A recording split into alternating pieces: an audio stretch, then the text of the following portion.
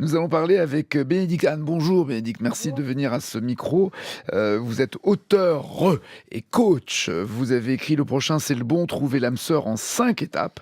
Ou encore, une fois c'est décidé, j'arrête d'être célibataire sans conseil pour trouver l'amour. Est-ce qu'aujourd'hui on n'emploie plus l'expression vieille fille, vieux garçon ?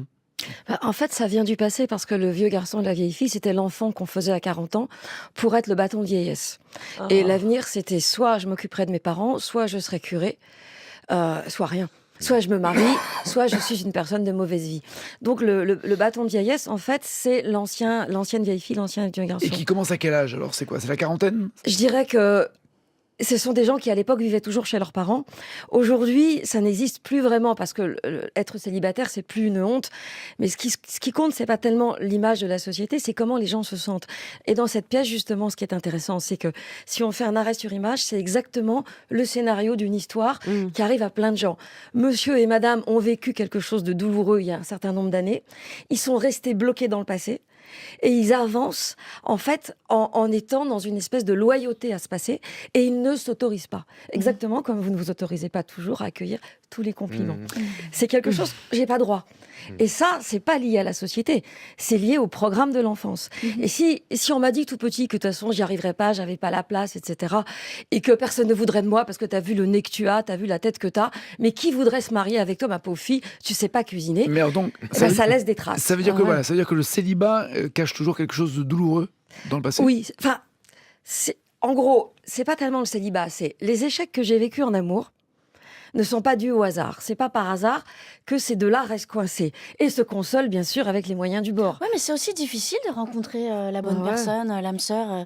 Moi, je me rappelle, j'ai eu une période comme ça où j'étais un peu solitaire. Ça a duré quelques années. Là, je me trouve une belle image de moi. Mais, en tout cas, une image honnête. Oui. Mais c'était pas évident, quoi. Et j'arrêtais pas de me dire ça. Je me disais, mais c'est de ma faute, tout ça. Qu'est-ce qui cloche chez moi ? Qu'est-ce qui va pas chez moi et tout. Bah non, en fait, c'est dur, quoi. C'est compliqué de trouver la bonne personne. Oui. C'est ça, c'est la société qui fait que donc il y a non seulement ma problématique qui fait que j'ai pas forcément le droit d'être plus heureuse que papa ou maman, ou qui pour me donner la vie, ces deux-là, ils ont pas vécu une histoire très cool. Et il y a la réalité de la société qui est devenue une jungle. Ouais. Oui, mais on peut pas. Alors vous avez publié Le prochain c'est le bon, trouver l'âme sœur en 5 étapes. Il n'y a pas de recette magique ? Si, il y a la recette pour éviter de se faire avoir. Pour éviter de souffrir, pour éviter les histoires qui sont condamnées. Et comme il y a beaucoup de naïveté aujourd'hui, bizarrement, c'est qu'il y a toutes les informations et beaucoup de femmes sont très naïves.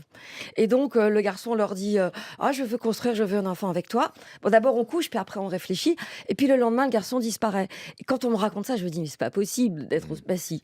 Et des hommes qui tombent amoureux, et puis on leur dit écoute, c'était bien cette nuit, mais je couche jamais 2 fois avec le même homme. Donc, t'as été un super sextoy.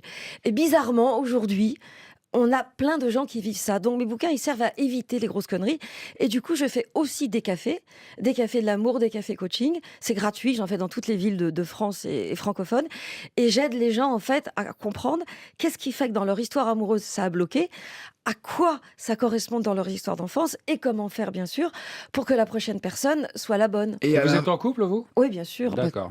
Non, mais ça ne veut pas dire Non, que... je vais vérifier Pardon, que ça... l'histoire du couple, ce que disait Isabelle, c'est intéressant. C'est-à-dire que quand on est célibataire, on peut se demander ce qui cloche chez soi, mais on peut aussi se dire, en voyant les copines autour, qu'il y en a plein qui sont en couple, et franchement, c'est pas joyeux. Donc dans ces cas-là, on préfère être tout seul que d'être avec quelqu'un qui nous accompagne mal. Donc être en couple, c'est pas un signe de vitalité. Être bien accompagné, c'est possible.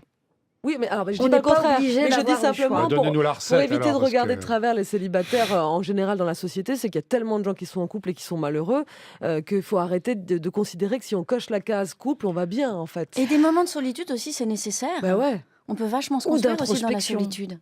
Introspection. Parce Ça que peut être une solitude, ça a un compagne, la côté... solitude. Moi, je dirais plutôt l'introspection, c'est de quoi j'ai envie. Et en fait, c'est la question de base. Est-ce que je suis bien dans mon couple ou pas ? Parce que je coach aussi des tas de couples. Bah On vient oui. me voir avant le divorce. Donc, je suis à la dernière ligne droite. Donc, pourquoi est-ce que dans mon couple, ça va mal ? La plupart du temps, c'est pas que je suis malheureux ou malheureuse, c'est que j'ai choisi un partenaire qui va me faire revivre la même chose que ce pourquoi j'ai été programmée dans l'enfance. Et en fait, les deux sont en colère contre leur éducation et les deux règlent leur compte et punchent l'autre, alors qu'en fait, ils ont le même besoin. Sauf qu'il y en a un qui dit « même pas mal, rien à faire, je vais pas te donner ce que tu veux, parce que je me suis habituée à ne rien demander. » Et l'autre va dire « est-ce que tu m'aimes ? Est-ce que tu m'aimes ? Donne-moi encore un peu d'attention. » Et il va donc trouver précisément le partenaire qui va lui faire revivre le même rejet. Donc en fait, ces deux-là, le jour où ils comprennent qu'ils ont tous les deux besoin d'amour, mais qui s'expriment à l'opposé, ils se retrouvent. L'intimité revient. Enfin, c'est compliqué, il y a beaucoup de choses à faire pour qu'un couple soit... C'est très simple, contrairement à ce qu'on croit.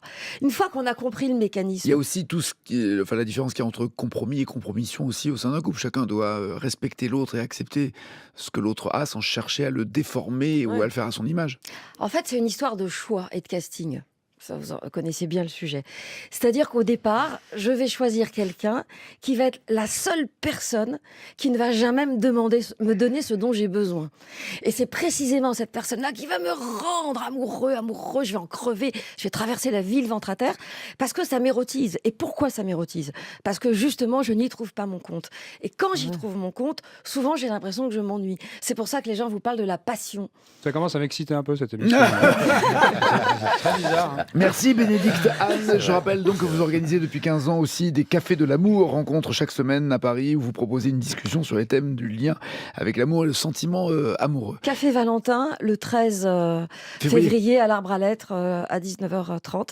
Et j'en fais dans toutes les villes. Veille de la Saint-Valentin donc. Ouais. La veille, exactement, pour dire aux gens que la Saint-Valentin 2020 ne sera pas aussi plombée que celle de 2019. Vous faites rien pour le lendemain c'est la Saint-Claude, non?